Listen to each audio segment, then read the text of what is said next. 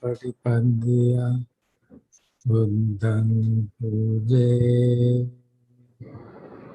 Dhammam Puje Sangham Puje.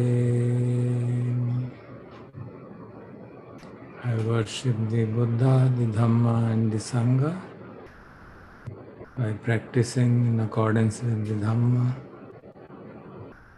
May this humble offering be accepted.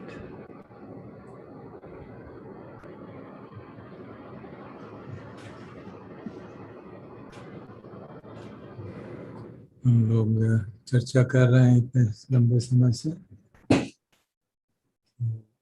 किस तरह से अपनी साधना को पुष्ट किया जाए, किस तरह से क्या क्या और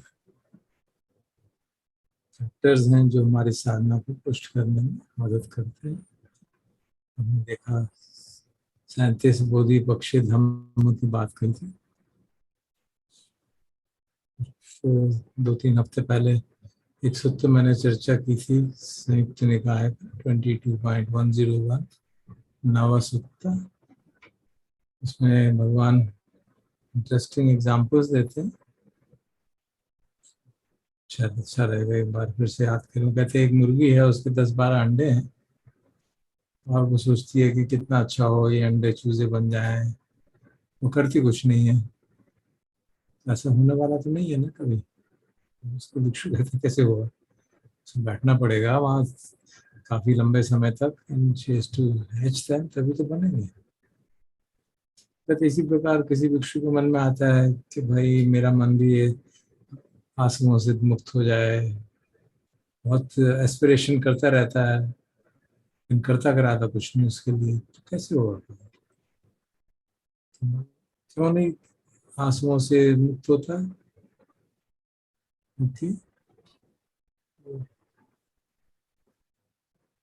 ना दीपाद बल डेवलप करता है, ना इंद्रिया पुष्ट करता है, ना बल पुष्ट करता है, ना भोजंग पुष्ट करता है, ना सतीपट्ठान के साथ पुष्ट करता है, ना सम्मा प्रधान पुष्ट करता है, ना हरिवठंगी को मग्गो पुष्ट करता है।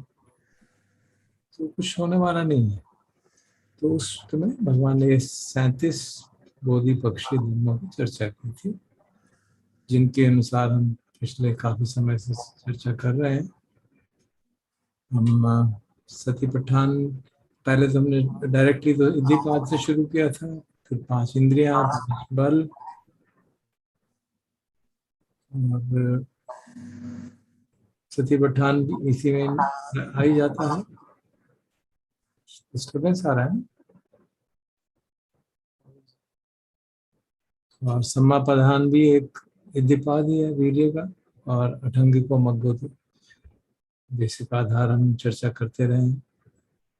तो आज 7 भोजंग पे थोड़ी सी चर्चा कर लें, क्योंकि हम पाएंगे कि जो फैक्टर्स हैं वो काफ़ी कॉमन होते चले जाएंगे। इसलिए 7 भोजंग की चर्चा आज की थी। अभी मैंने रिक्वेस्ट की थी सुनल जी से टू चांट द 7 भोजंगास: सती, धम्म विचय, वीर्य, प्रीति, प्रशब्धि, समाधि और उपेक्षा। तो ये 7 भोजंग हैं, बोधि के अंग, अर्थात जिनको भावित करने से बोधि प्राप्त होती है। और उनको भावित करने का क्या तरीका है? 4 सतीपट्ठान को पूरी तरह से पुष्ट किया जाए तो ये भावित होते हैं उसके आधार पर। और इसमें जो मेंटल फैक्टर्स हैं, काफ़ी चीज़ें तो चर्चा कर चुके हैं। सती की बात चर्चा हो चुकी है, क्योंकि इंद्रिय में भी आता है। और जो धम्म विचय संपूजन है, धम्म विचय का अर्थ क्या है कि जो धम्म है, जो मेंटल स्टेट उठती है, उसको टुकड़े काट काट के तोड़ तोड़ के देखना। उसका उदाहरण दिया जाता है कि जैसे एक वीवर होता है, वो कॉटन को धुनता है, जब रजाई बनाने के लिए धुनता है उसको, तो एक एक लेशा लेशा उसका अलग कर देता है, तो उसको विचयन कहा जाता है, ब्रेक्स इट इनटू पार्ट्स। उसी प्रकार से धम्म जो है, जो मेंटल स्टेट्स उठती हैं, उनको हम तोड़ तोड़ के देखते हैं क्या उनकी करेक्टरिस्टिक है, क्या किस के बनने से क्या बना और कैसे हुआ. तो basically it is a method, it is another word for पन्या. So Dhamma Vichay is basically investigation according to the Panya, which means understanding the characteristics of various mental factors. वीर्य, प्रीति, प्रशब्धि, तो ये सब कैसे जागेंगे हमारे सतिपट्ठान की साधना करेंगे तो. कई सूत्रों में इसकी चर्चा आती है कि पंचसती सूत्र हमने कई बार पढ़ा है, उसमें भी इस बात की बात है कि किस तरह से कायानुपश्यना करने के बाद, वेदनानुपश्यना, संज्ञा के बाद 7 एनलाइटनमेंट फैक्टर कैसे पुष्ट होते हैं. अगर हम विचार करें हम कैसे साधना करते हैं, मान लीजिए कायानुपश्यना से शुरू करते हैं, तो बाकियों पे भी same thing will apply for them. हम क्या करेंगे, हम काया को जानेंगे कि मान लीजिए आनापान कर रहे हैं तो सांस को जान रहे हैं, और पूरा प्रयास है कि सांस की जानकारी निरंतरता से बनी रहे. तो आनापान सती कर रहे हैं, सांस की जानकारी करने के माध्यम से हमारी सती पुष्ट हो रही है. तो पहला बोधिकांग जो है सती को पुष्ट करना स्वाभाविक रूप से होएगा ही, कायानुपश्यना करेंगे तो होगा. और जैसे जैसे सती पुष्ट होती चली जाती है तो दूसरे फैक्टर्स भी अराइज होते हैं, मेंटल फैक्टर्स अराइज होते हैं, and then we try to look at them. क्या अराइज हुआ, कैसे अराइज हुआ. अगर काया को, सांस को ही देख रहे हैं तो उसके जो वेरियस एस्पेक्ट्स हैं, उसमें पृथ्वी धातु है, वायु धातु है, अग्नि धातु है, जल धातु है, उस तरह से या तो उसका विचयन करके देखते हैं, उसको मटेरियल एंटिटी मान के, या जो मेंटल स्टेट्स जागती हैं साथ साथ उनको थोड़ा थोड़ा तो देखते हैं. तो जो शरीर को देख रहे हैं, मान लीजिए सब शरीर की सेंसेशंस को देख रहे हैं, तो सेंसेशंस भी बदलती रहती हैं, मालूम पड़ता रहता है, कभी कुछ हो रहा है, कभी कुछ हो रहा है, कभी उसमें पृथ्वी धातु की बहुलता है, कभी अग्नि धातु है, कभी वायु धातु है, वाइब्रेशन हो रही है, भारीपन हो रहा है, या गर्मी हो रही है, या फैलाव हो रहा है, सुगड़न हो रहा है. So we can see those things. जितना जितना गहराई से हम उसको देखते हैं तो हम उसको विचयन कर पाते हैं, देख पाते हैं क्या हो रहा है. उससे धम्मा विषय की जो हमारी जो प्रज्ञा का एस्पेक्ट है वो डेवलप होता है. और जैसे जैसे ये डेवलप होता जाता है and mind gets more and more calm, because constantly उसमें लगा हुआ है, सती पुष्ट हो रही है, धम्म विषय हो रहा है, तो नेचुरली हमारी वीर्य बढ़ता रहता है. वो मन फिर इधर उधर भटकता नहीं है, तो वीर्य बढ़ता रहता है. we become, there's some kind of a joy arising if you practice anapana or if you practice body scan or any other sammatthana. धीरे धीरे धीरे धीरे जैसे हम प्रोफिशिएंट होते चले जाते हैं, then the vidya arises, and along with it a sense of joy arises, because we are happy that we are able to really practice properly. हमारी साधना अच्छी हो रही है, हम सब कुछ देख पा रहे हैं, उदय व्यय देख पा रहे हैं, धातुओं को देख पा रहे हैं, या 5 खंडों को देख पा रहे हैं, जो भी हम कर रहे हैं, वेदना को देख पा रहे हैं, चित्त को देख पा रहे हैं, whatever we are practicing, and that gives a joy that I am able to practice properly.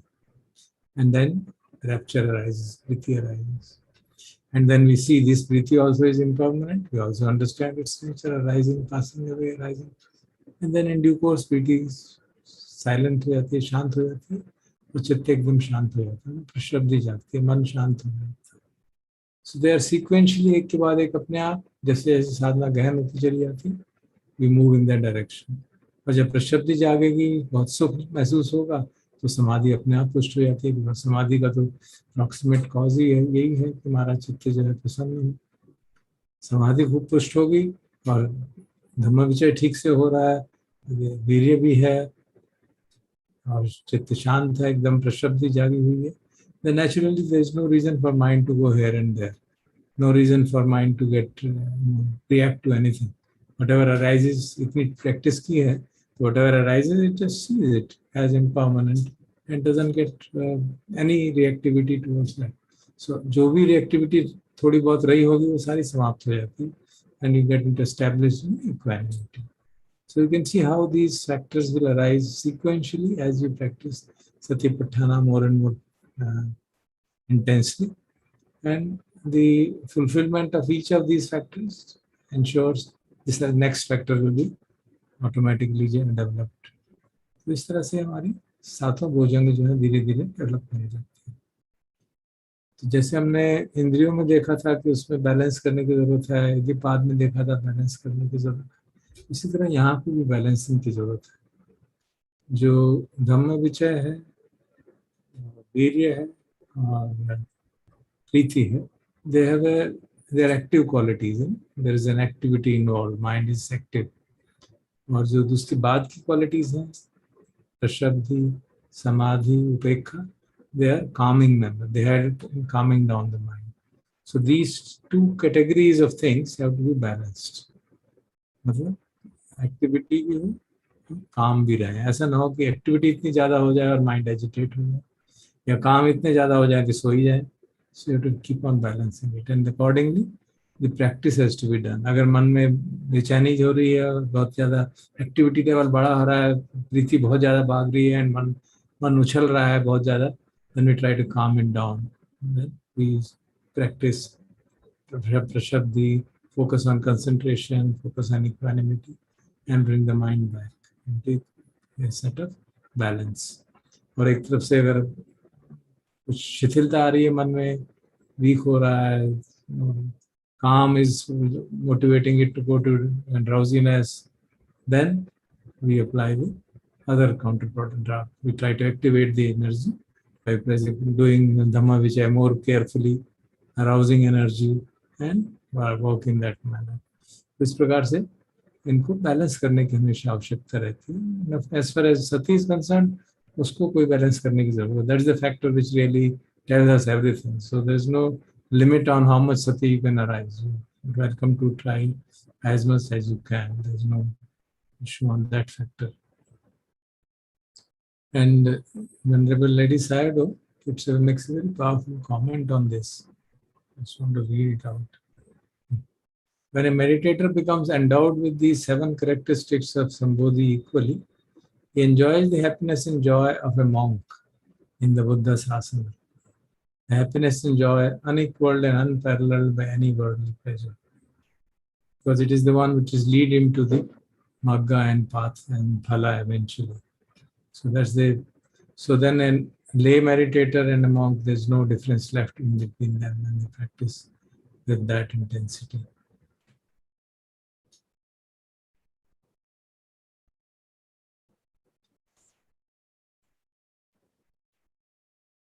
There are suttas which indicate it, but I think I have told you the summary of it. I don't want to get into details of that.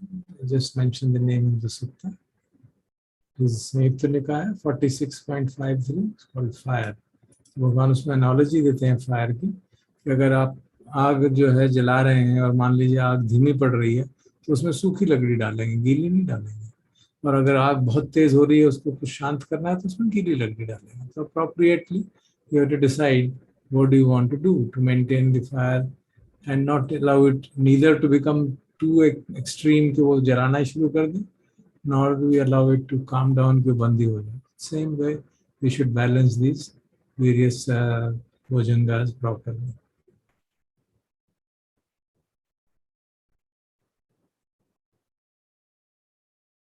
So these I think we'll conclude today the whole discussion on the Bodhipakkhiya Dhammas, and remaining we have 4 more days to go before the end of Vasa, and we'll discuss, we'll try to have an overview in the remaining time starting from Monday. Today I would like to just present to you overall picture of this Bodhipakkhiya Dhamma, because वो 37 number देख के लगता है कि इतनी सारी चीजें हैं हमें करनी. So I'd like to show you a table of these all these Iddhipadas, Indriya, Bala, Bojjhanga, Satipatthana, and so on. So let me see if I can have the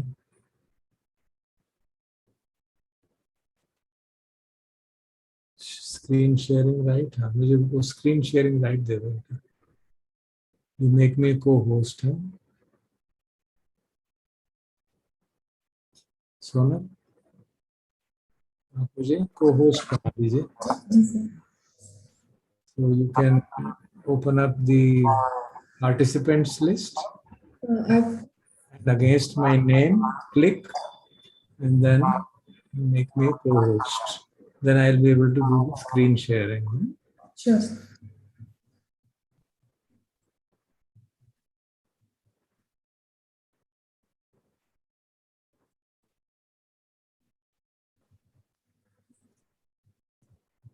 Good.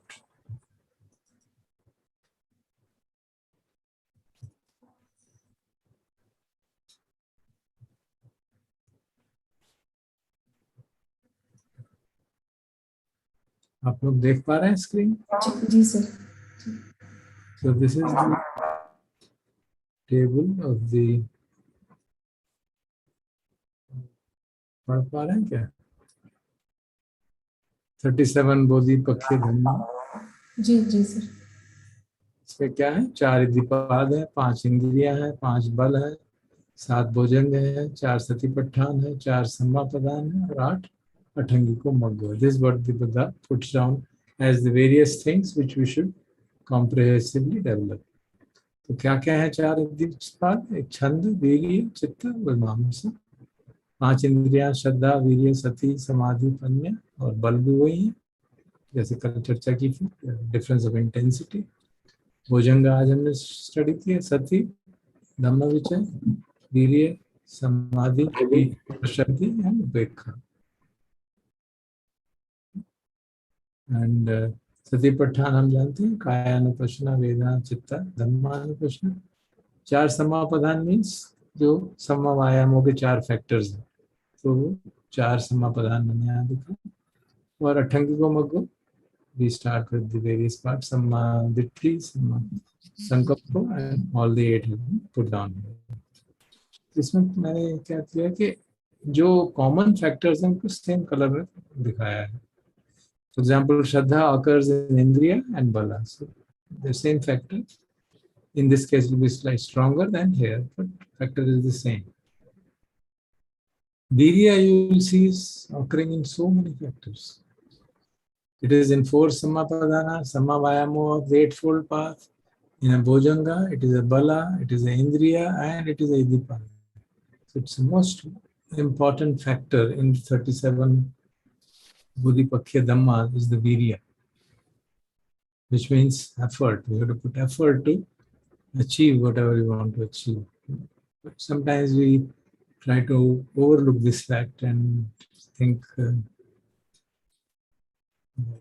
bare attention is enough and no effort is enough. So that's why you should see. Then Sati, of course, is present here in Indriya, Bala, it's a Bojjhanga, it's in Sammasati, and Satipatthana is actually, all of them are Sati, practices of Sati only. So Sati is another factor. Then Samadhi, इस इद्धिपाद में जो चित्त है वो भी एक तरह से समाधि है. चित्त जो है हमारा इस छंद के अनुसार उसमें समाहित रहे, तो it's also samadhi in some sense. I have not still put it, but इंद्रिया में समाधि है, बल में समाधि है, भोजंग में समाधि और अठंगिको मग्गो में. So you can see the presence of समाधि as 4 is repeated in 4 different categories.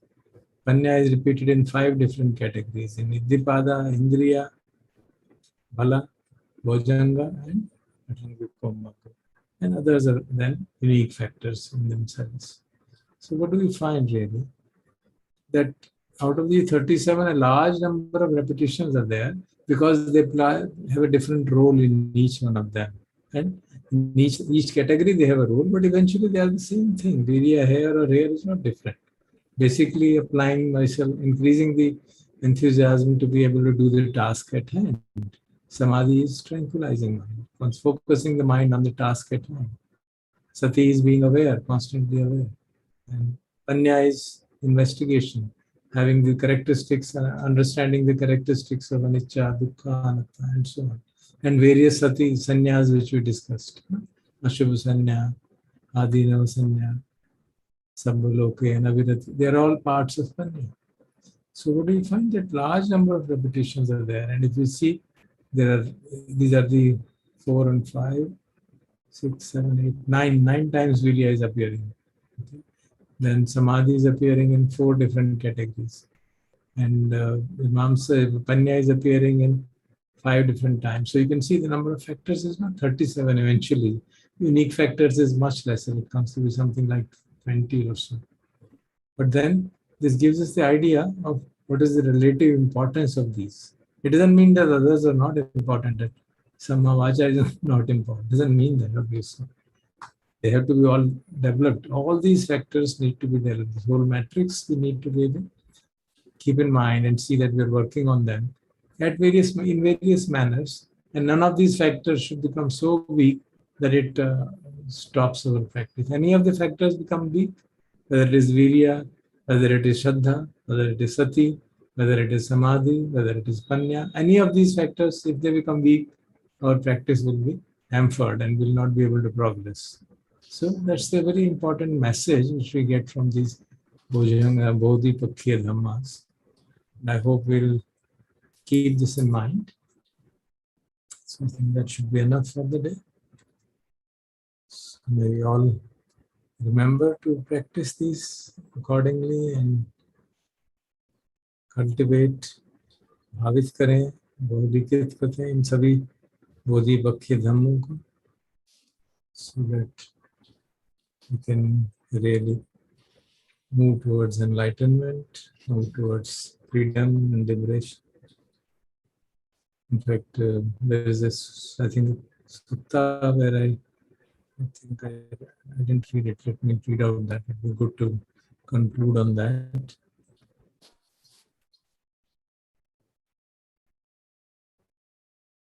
That very Nava Sutta, and the last line of that is very interesting.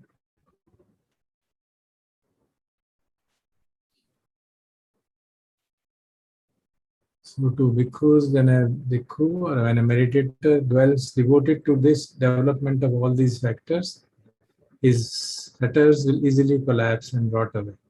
So the 10 sanyojanas which keep us bound in this samsara, they begin to collapse and rot away. So may this happen for all of us.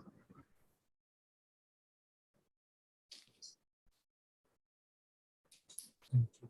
Thank you very much.